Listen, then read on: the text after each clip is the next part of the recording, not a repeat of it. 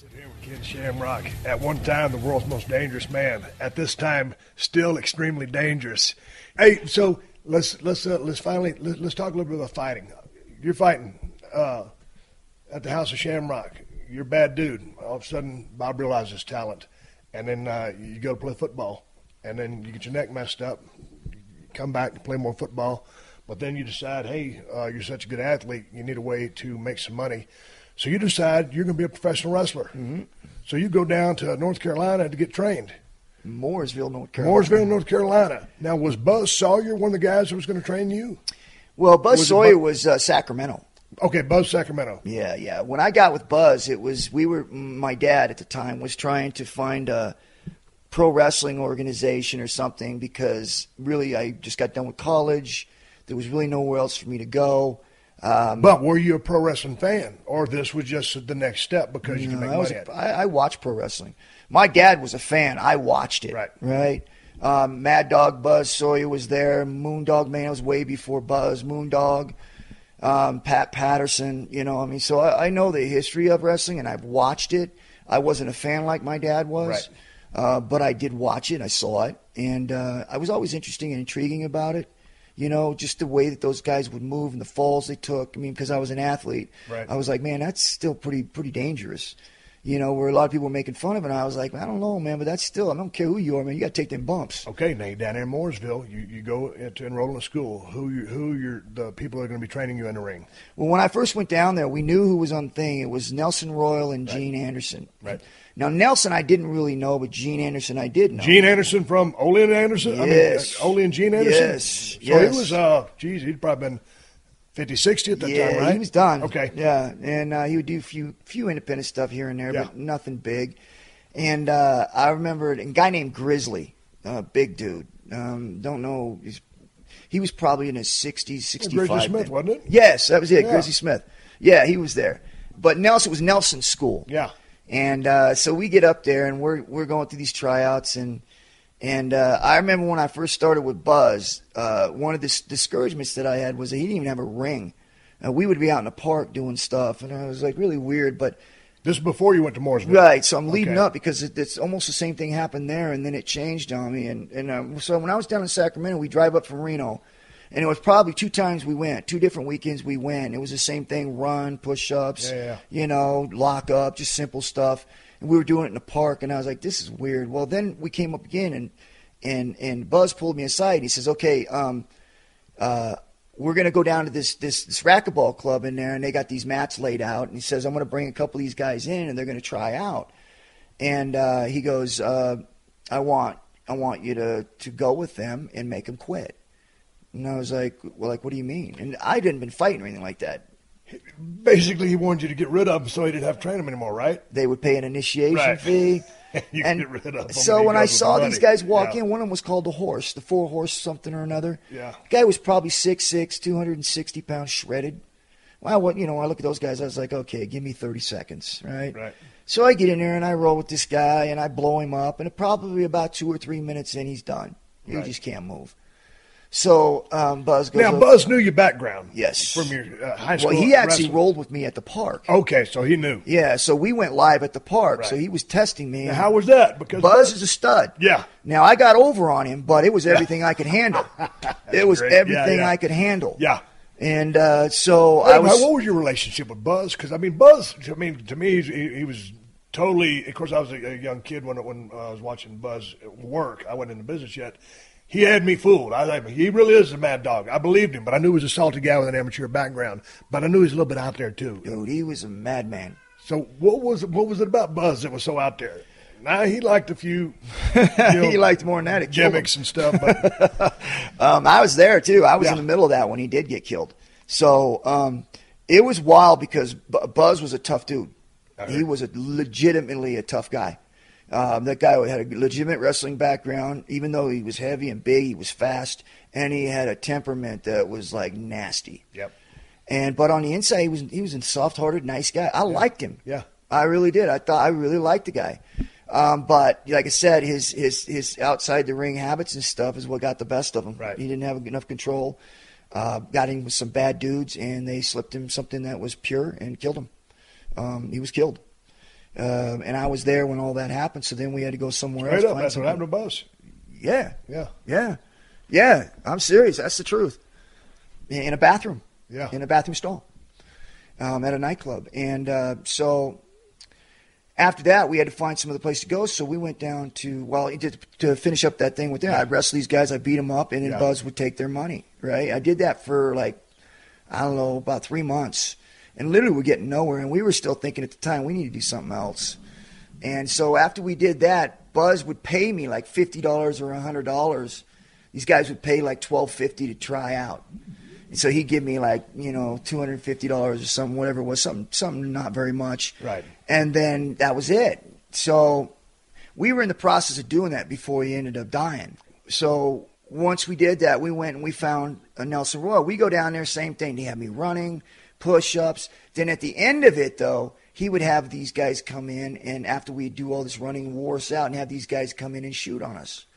Which I'm thinking. Did you know your background? No. Okay. No. This is going to be fun. So he had some shooters come in on me, and I'm not sure what the game plan was, because I had already been through it. Like they were going to try and get me to quit or this and that. You knew the game. We paid $5,000, right? Oh my! $5,000 for this back then. Damn, that's a lot of money. So I'm thinking to myself, okay, well, if they're going to try and rip me off, they're paying for it. First guy comes in, I just beat the crap out of him. Second guy comes in, I thump him. So then Nelson goes, hey. He brings this other dude in, right? He's a pretty bigger dude, heavy set. He brings him in, and this dude's a little better. He's got some good shooting ability. Right. Now, we've just gone on for about 2 hours, but I have, as you know, in my fight, I got great conditioning. Yeah. So this guy comes in, tries to take me down. I stuff him every which way. This guy gets tired. Yeah. And then I beat his ass, right? So then after that, Buzz goes, okay, you passed. Yeah. I end up staying. Yeah, Nelson said that. Yeah. 6 months later, I'm carrying the strap. Right. Just unbelievable. See, here's the thing. Back in, I started reading about you, and of course, I've known you for years. We haven't talked to each other for years, but when you came to the WWF, I said, man, this guy sure did catch on to the game quick. I didn't know that you had gone to school to be a pro wrestler before you decided to get into shoot fighting, MMA, UFC. Right. You know what bothers me on that is that even though I got famous through MMA, a lot of these guys that I went and I do wrestling with, you know how some of the boys are sometimes, and they're like, well, he's not one of us. Yeah, that's how I started. Yeah. I was a wrestler before I was MMA. So how many matches did you end up having? My very first match was the Nelson Royal. Yeah. And I put him over, of course. Great match, too. I really enjoyed it. And then he saw the potential in me right away, and I started working with different guys. Ended up putting the strap on me after about 6 months because I picked it up really fast. Now, where was this? This was North Carolina, but what's the federation or the strap? North Atlantic Pro Wrestling. Okay. And so I held that for a while, and I was picking stuff up so fast. And this is before I did the submissions, just the selling part of it and the work stuff on it. I just did and worked it out really well. How was your working punch back in the day? Because you're used to throwing a shoot punch. Yeah. How did you develop your working punch? Before I was a fighter? Yeah. I just did it. And nobody really complained about it. I was a little bit stiff in my movement on the ground and stuff because I was tight, muscle and strong. And so being able to learn to flow like that was sometimes they'd have to squeeze me a little bit and, give me the office. And I was like, oh, okay. Yeah. But the one thing that I thought that was really my strength was that I was never above, and I was always willing to learn, and I never really put myself like I was better or that I was even more experiencing, but I always in a position to learn. I don't care where I'm at. Right. And it worked out well for me because through my times there, everybody that I worked with were always teaching me one way or another. I'd stay after practice and learn some more. I was always putting more time into it because I knew I was behind the eight ball. I wasn't where everybody else was, but I wanted to be there. Now, and this still at Nelson Rose, or was this? How did you end up in Japan? Because you ended up you went to UWF. That was your first stop, right? No. Actually, I went to Baba's. Was it Baba's? Yes. How did you end up over there? Well, I was at Nelson Royals, yeah. And they were looking for some talent. And, of course, at the time, I started developing really fast. Yeah. And so Nelson actually sent me over there to learn some of the Japanese style. Now, when you first got there, did you have a match, or did you go right to the dojo and start learning? No, I went right in for a match. Okay, now tell me how that was, because you're a guy. Okay, so you're pretty ahead of the curve, but you're green. Now you're in Japan, and now, I mean, you don't even speak the language. So how was that first outing? That was horrible. Absolutely a cluster.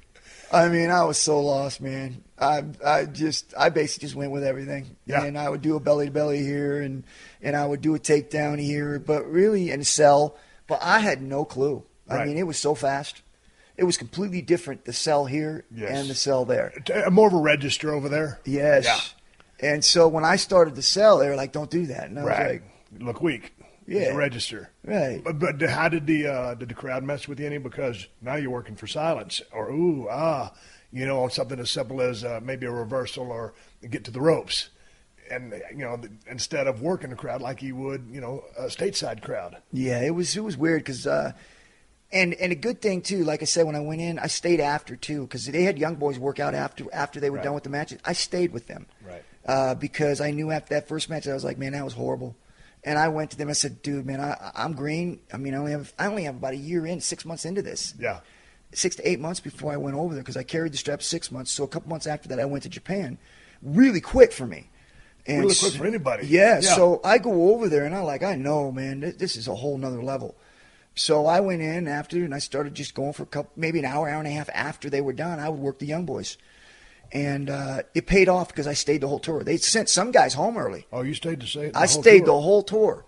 And which was, you know how they work. If they don't work out, they send you home and bring somebody else in. Yeah. I stayed the whole time. And I think the only reason why, not because I was good, because I was willing to learn. Yeah. And I got a lot out of that, man. A tremendous learning ability there. And I was so appreciative that they did keep me because I came back again and worked for them again. But the guys that I really enjoyed working with was the Pan Am Connection. And I forget their names, but one dude had huge legs, and the other one was a thinner guy, guys from Canada. And it was Doug Furness and Phil Lafont. Yes. Yeah, yes. Doug's one of my favorite powerlifters of all time. Yeah. Ungodly strong, super dude. Yep. He's no longer with us. But, great guys. I work with them, and I tell you what, especially Doug, they were all good, but they really took me by the hand, and they led me through it. They taught me the ups and the downs and the difference between here and there, and it was a tremendous experience for me. It was one that I don't know if I would have been as successful in pro wrestling if I hadn't had that experience in Japan. I got to ask you this because Doug was a world-class powerlifter. Obviously, you see what he was doing in the gym. You had a 600-pound bench at 220. Did you ever squat or dead? Yeah. Oh yeah. What did you squat and what did you dead? Because, I mean, you're heading towards a pretty good total here if you can squat or dead. I had a tremendous total. See, I think I could deadlift about almost 600, but somewhere short, between 550 and 600, depending on what day it was. Right. And my squats, and I was very strong, my squats was 515. So you're looking at... you're looking at close to, an 1,800-pound total. I mean, because if you bring your squat up to 6, if I work your dead up to 6, if you work it, because you weren't training as a powerlifter and you're already benching 6, dude, that's 1,800. Dude, the thing I had was that I had the ability to do that even at my bench press. If you look at it back then, it was 227 pounds. I benched 605. The record then was 630 or something like that at that weight class.